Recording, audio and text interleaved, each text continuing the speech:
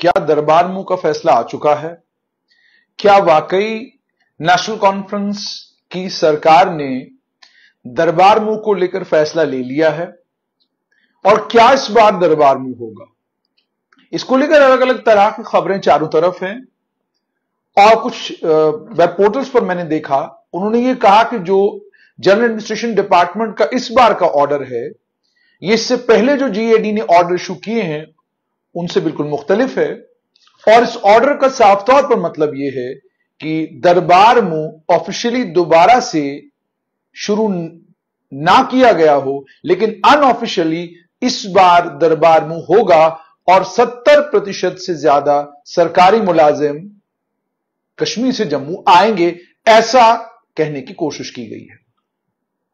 लेकिन जब मैं सरकारी ऑर्डरों को देखता हूं तो सरकारी ऑर्डरों में कोई ऐसी चीज नहीं है जो चीज ये बताती हो कि दरबार मूव की प्रैक्टिस जो जम्मू कश्मीर में थी उसे दोबारा से शुरू किया गया है। मेरे पास दो ऑर्डर हैं। एक ऑर्डर है 23 अक्टूबर 2024 का, यानी आज के दिन का ऑर्डर, और दूसरा ऑर्डर मेरे पास है 27 अप्रैल 2024 का।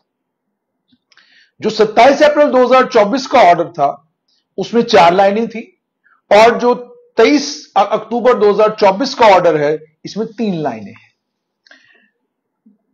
और दोनों की लैंग्वेज लगभग सेम है।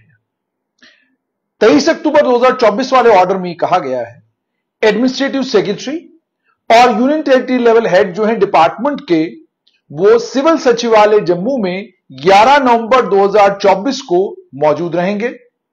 लेकिन फंक्शनल रिक्वायरमेंट कि अगर जरूरत पड़ी कश्मीर में तो वो श्रीनगर सिविल सचिवालय में भी अपनी ड्यूटीज अटेंड करेंगे। उसके बाद यह भी कहा गया है दूसरी लाइन में कि कितना स्टाफ एडमिनिस्ट्रेटिव डिपार्टमेंट जो सिविल सेक्रेटरीट से काम करता है, कितना स्टाफ इनके साथ अवेलेबल रहेगा वो डिपार्टमेंट खुद तय करेगा। और स्टेट डिपार्टमेंट को कहा गया है कि आप इनकी एकोमोडेशन का बंदोबस्त करेंगे।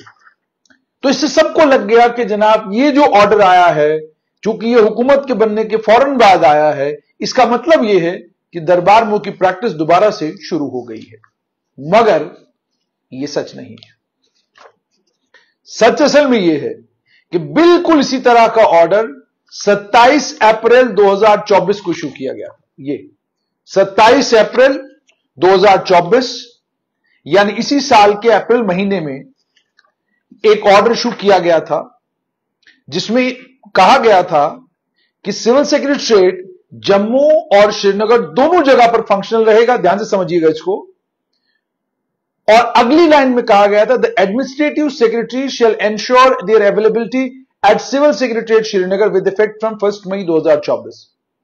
तमाम एडमिनिस्ट्रेटिव सेक्रेटरीज को यह कहा गया था कि 1 मई 2024 से आप लोग श्रीनगर में अवेलेबल रहेंगे। और अगली लाइन भी बिल्कुल सेम है कि यह भी कहा गया था सिविल सेक्रेटरीट जम्मू में फंक्शनल रिक्वायरमेंट के मुताबिक जितना कामकाज के लिए जरूरत है उस रिक्वायरमेंट को ध्यान में रखते हुए आप सिविल सेक्रेटरीट जम्मू भी अटेंड करेंगे। और साथ में यह भी कहा गया था कि दोनों जो साथ में यह भी कहा गया था कि उस पुराने वाले ऑर्डर में कहा गया था कि कितना स्टाफ एडमिनिस्ट्रेटिव डिपार्टमेंट को चाहिए वो डिपार्टमेंट तय करेगा, जिससे ऑफिस का बिजनेस जो है दोनों जगहों पर ठीक तरीके से चले। और यह भी कहा गया था कि थोड़ा सा ही स्टाफ आप शिफ्ट करेंगे। लेकिन इस साल वाले ऑर्डर में स्टाफ को लेकर बिल्कुल भी नहीं कहा गया कि कितना स्टाफ शिफ्ट करेंगे। इसमें सिर्फ इतना कहा गया है कि डिपार्टमेंट खुद तय करेगा कि अपनी इफेक्टिव फंक्शनिंग के लिए उसको कितने लोगों की जरूरत है। और स्टेट्स डिपार्टमेंट को यह कहा गया है कि आप एकोमोडेशन प्रोवाइड करेंगे। तो मतलब ये कि मई के महीने में लेफ्टिनेंट गवर्नर का दफ्तर यहां से श्रीनगर चला गया पास्ट प्रैक्टिस की तरह, और अक्टूबर खत्म होते ही दफ्तर दोबारा से वापस जम्मू आ रहा है। तो इसका मतलब ही है साफ तौर पर कि वो जो दरबार मूव की प्रैक्टिस है वो आज भी जारी है, उसमें कोई फर्क नहीं पड़ा है। फर्क सिर्फ इतना पड़ा है कि अब जो मुलाजिमों का नंबर है वो कम हो गया है। अब उतने मुलाजिम श्रीनगर से जम्मू नहीं आते और जम्मू से श्रीनगर उतने मुलाजिम नहीं जाते जितने पहले जाया करते थे। उसकी एक वजह यह भी है कि ई ऑफिस की शुरुआत हुई है और ई ऑफिस की शुरुआत की वजह से दोनों जगह दफ्तर चलाना अब पॉसिबल हो चुका है, मुमकिन हो चुका है। आज वाले ऑर्डर में थोड़ी आजादी यह है कि किसी भी डिपार्टमेंट को यह नहीं कहा गया है कि कम से कम मुलाजमों को इधर से उधर आप शिफ्ट करें। इस बार डिपार्टमेंटों को इजाजत है वो जितने भी अफसरों को चाहें इधर से उधर शिफ्ट कर सकते हैं और उधर से इधर शिफ्ट कर सकते हैं।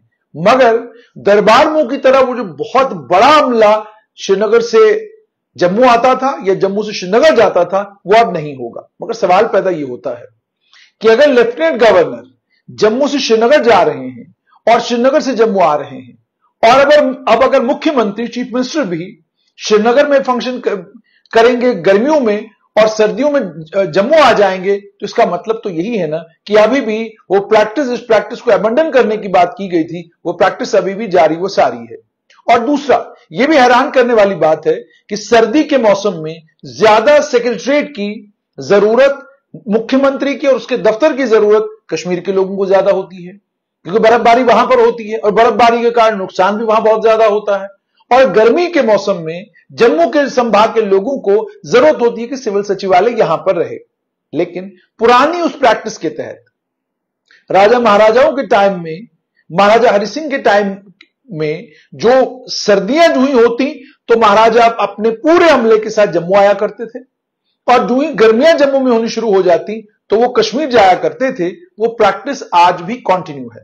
तो इफेक्टिवली अगर देखा जाए मुलाजमों का जम्मू से श्रीनगर और श्रीनगर से जम्मू आना जाना तो खत्म हुआ है, मगर आज भी सरकार जम्मू से श्रीनगर गर्मियों में चली जाती है और सर्दियों में श्रीनगर से जम्मू वापस आ जाती है।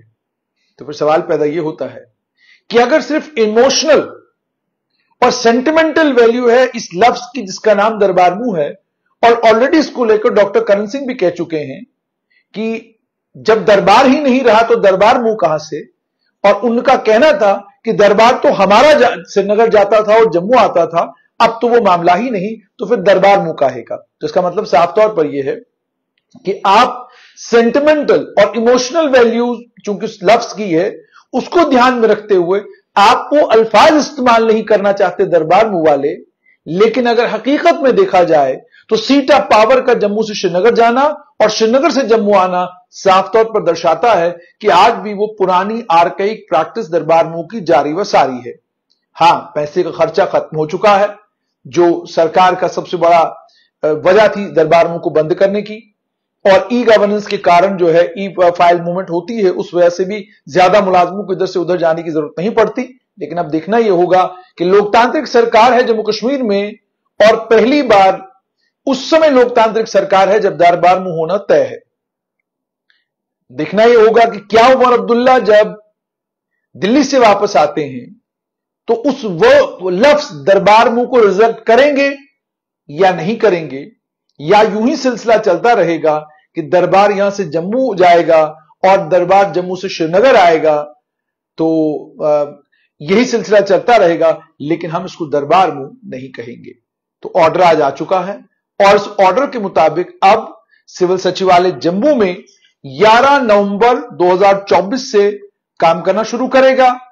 और सिविल सचिवालय का मतलब यह हो गया जम्मू कश्मीर की नई सरकार जम्मू के सिविल सचिवालय से ठीक 11 नवंबर 2024 से काम करना शुरू करेगी। फिलहाल वो श्रीनगर है और श्रीनगर में जो सत्र होना है, असेंबली सेशन जो होना है, अब बिल्कुल साफ हो चुका है। 4 तारीख को शुरू होगा, 10 को खत्म होगा और 11 को सरकार जम्मू आएगी।